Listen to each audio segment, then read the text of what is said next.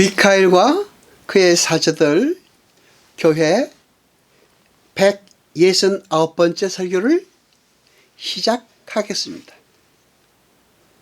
이 설교는 일주일에 약 1회가 주어지며 하나님의 말씀을 듣고 깨달아 다른 사람에게 전할 때에 제대로 전하는 것을 목표로 하고 있습니다. 하나님의 말씀이 주어질 때 열심히 공부하셔서 목표를 이루시기 바랍니다. 요한복음 12장 24절로 25절까지 봅니다. 내가 진실로 진실로 너희에게 이르노니 하늘의 밀이 땅에 떨어져 죽지 아니하면 한 알 그대로 있고 죽으면 많은 열매를 맺느니라. 자기 생명을 사랑하는 자는 잃어버릴 것이요 이 세상에서 자기 생명을 미워하는 자는 영생토록 보존하리라. 아멘. 여러분, 오늘 본문에서 중요한 구절은 24절입니다. 그 말은 하늘의 밀이 땅에 떨어져 죽지 아니하면 한 알 그대로 있고 죽으면 많은 열매를 맺느니라 입니다. 그런데 우리는 흔히 이 구절을 헌신과 희생의 관점에서만 이해하고 있습니다. 그래서 이 구절을 예수님께서 우리를 위해 하늘의 밀알로 희생한 것처럼 우리도 우리를 희생하여 많은 열매를 맺자라는 의미로 해석하는 구절이 되고 말았습니다. 그렇죠? 그래서 교회에서도 그렇게 말합니다. 그런데 나쁘게 해석한 것은 아니지만은 우리가 거기에서만 머물면 안 됩니다. 자, 여러분, 성경에 보면은 6월절 명절에 헬라인 몇 사람이 예배하러 성전에 올라왔습니다. 그리고 그들은 어떤 말을 합니다. 우리는 그들이 한 말을 잘 새겨들어야 합니다. 그들이 빌립보에 가서 뭐라고 말했습니까?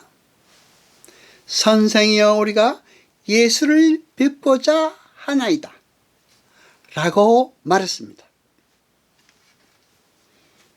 여러분, 자기들만이 선민이라고 자처했던 유대인들에게 이방 사람인 헬라인들이 찾아와서 예수님을 뵙고자 하나이다 라고 간청하고 있는 것입니다.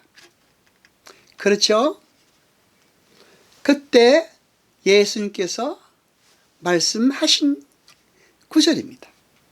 한 알의 밀이 땅에 떨어져 죽지 아니하면 한 알 그대로 있고 죽으면 많은 열매를 맺느니라 입니다. 아멘.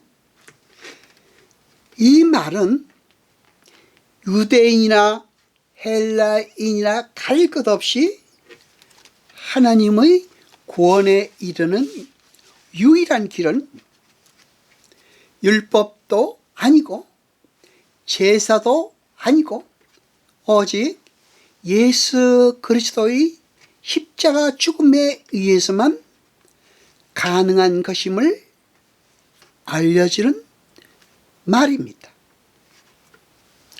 여러분이 다 잘 알고 계시는 아브라함이라는 조상에서 시작된 이스라엘은 아브라함의 영적 후손인 영적 이스라엘, 그러니까 교회를 상징하고 있는 것입니다. 이스라엘 민족이 선민이라는 그런 내용이 아닙니다. 여러분, 우리는 성경에서 나타나는 하나님의 영광 받으시옵소서라고 말할 때 그 영광, 독사 무엇을 말한다고 했죠? 그렇습니다. 그 영광이라는 말은 하나님의 성품과 하나님의 하나님 되심이 밖으로 드러난 상태를 말한다고 했습니다.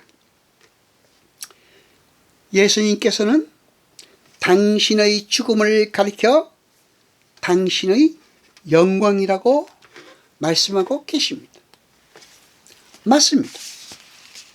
바로 그 예수 그리스도의 십자가에 하나님의 공의와 사랑과 은혜와 용서와 오래 참으심 등 하나님의 성품과 하나님의 하나님 되심이 농축되어 드러나 있는 것입니다. 그래서 성경은 십자가를 가리켜 하나님의 영광이라고 부르는 것입니다. 그렇습니다. 따라서 우리에게서 주님이 영광을 받으실 수 있는 유일한 길은 우리가 예수 그리스도의 은혜를 진심으로 깨닫고 그분의 사랑 앞에 온전히 순종하고 복종하는 자로 서는 것으로만 가능한 것입니다. 요한복음 2장 4절을 봅니다.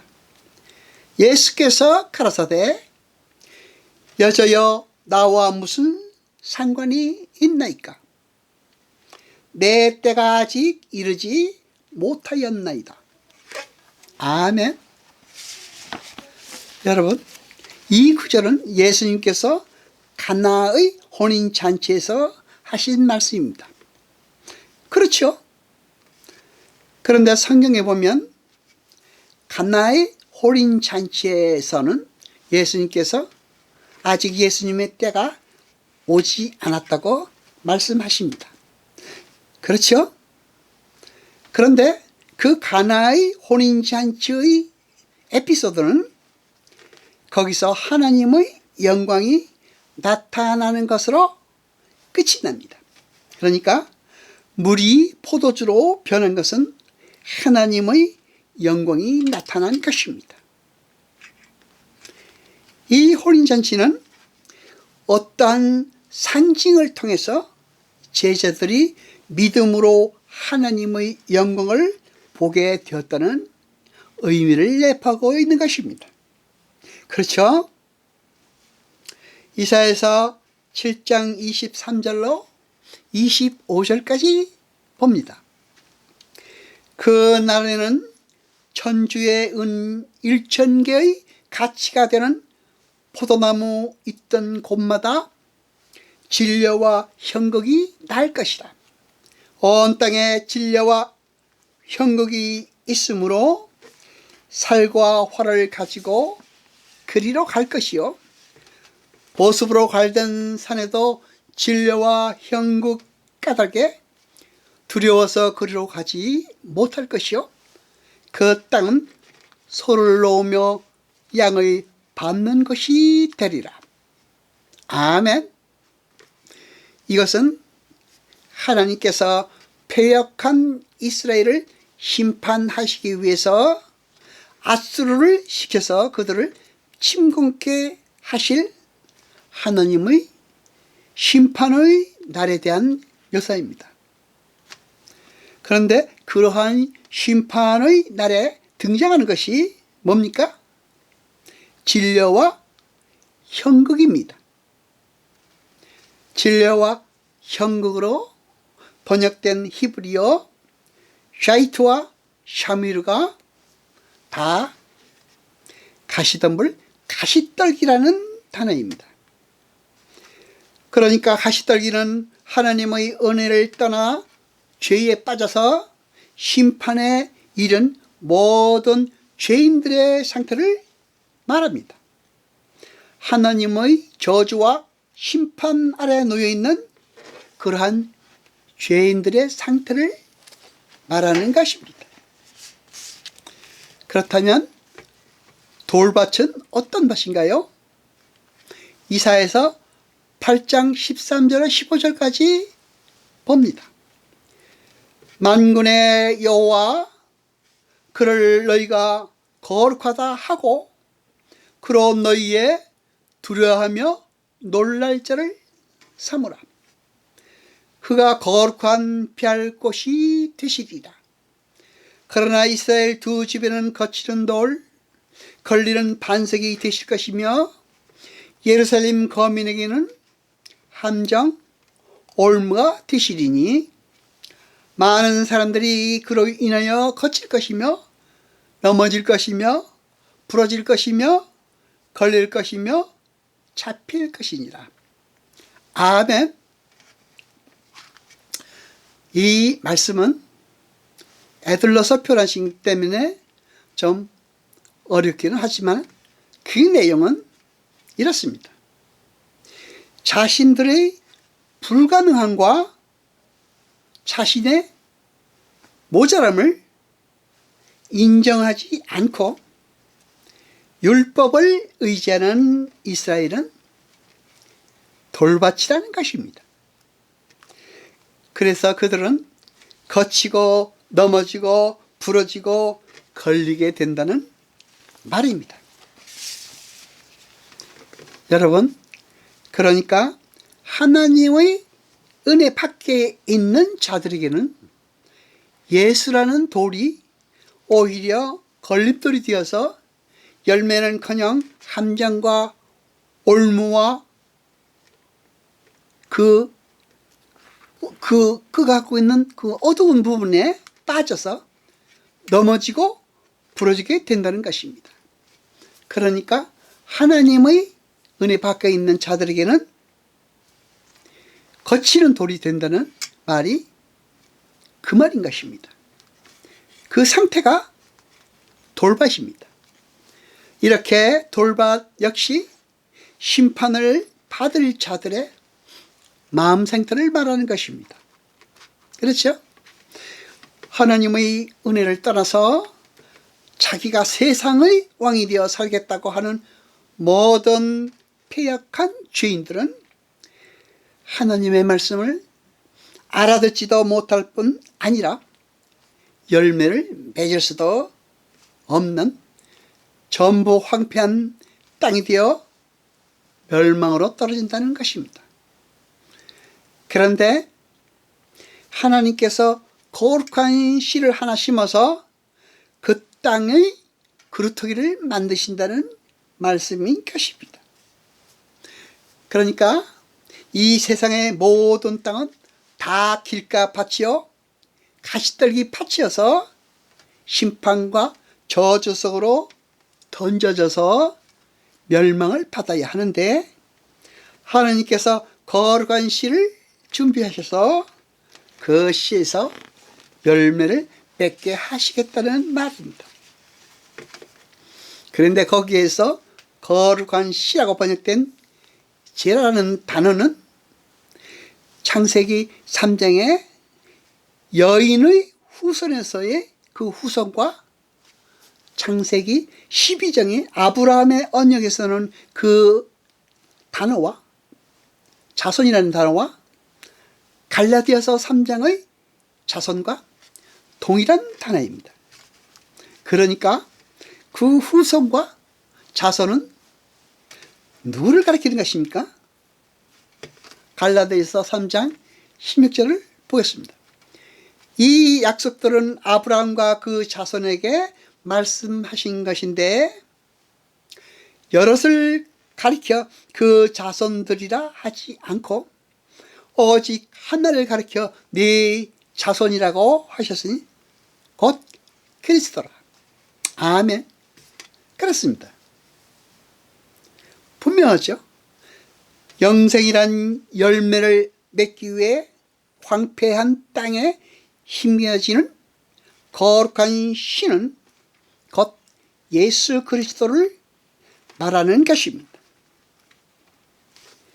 씨 뿌리는 자의 비유에서 예수님이 그 시를 무엇이라고 말씀하셨습니까? 말씀이라고 했습니다. 요한복음 1장에서 말씀은 누구라고 했습니까? 예수 그리스도라고 했습니다. 믿음이라는 것은 복음을 올바로 이해하여 듣고 깨닫는 것에서부터 시작되는 것입니다. 하나님은 저주받아 황폐하여 버린 죄인들의 밭에 거룩한 씨를 심으셨습니다. 그리고 거기에서 기필코 열매를 맺어내시고야 마시는 것입니다.